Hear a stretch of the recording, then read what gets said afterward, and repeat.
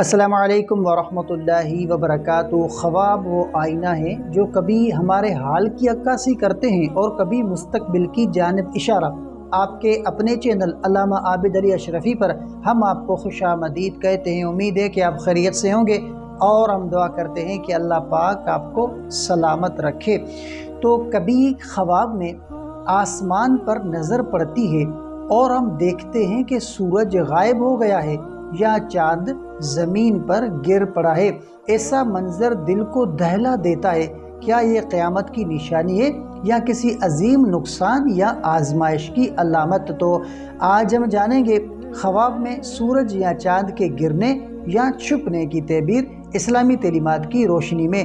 تو اگر خواب میں سورج گر جائے یا زمین میں سما جائے تو یہ کسی عظیم شخصیت کے دنیا سے رخصت ہونے کی علامت ہو سکتی ہے۔ ایسا خواب کسی عالم، ولی یا خاندان کے سربراہ کے انتقال کا روحانی اشارہ ہو سکتا ہے۔ اگر سورج مکمل طور پر غائب ہو جائے اور اندھیرا چھا جائے تو یہ دین سے دوری، حق کا چھپ جانا یا زندگی میں شدید پریشانی کی علامت ہو سکتی ہے۔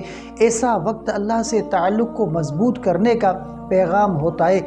اگر چاند ٹوٹ کر زمین پر گرے تو یہ خواب کسی قریبی عزیز کے نقصان، بچھڑنے یا محبت کے ٹوٹنے کا اشارہ ہو سکتا ہے۔ یہ انسان کے جذباتی یا روحانی زوال کی طرف بھی اشارہ دے سکتا ہے۔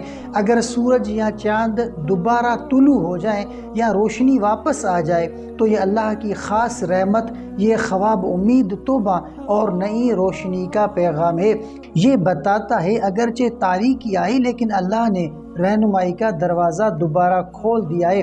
اگر کوئی عورت خواب میں دیکھے کہ سورج اس کے سامنے گرا تو یہ اس کی زندگی میں بڑی تبدیلی، امتحان یا کسی نئے مرحلے کی نشانی ہو سکتی ہے۔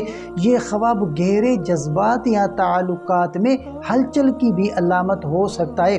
تو یاد رکھیں، سورج اور چاند خواب میں صرف آسمانی نشانیاں نہیں، یہ اللہ کے اشارے ہیں۔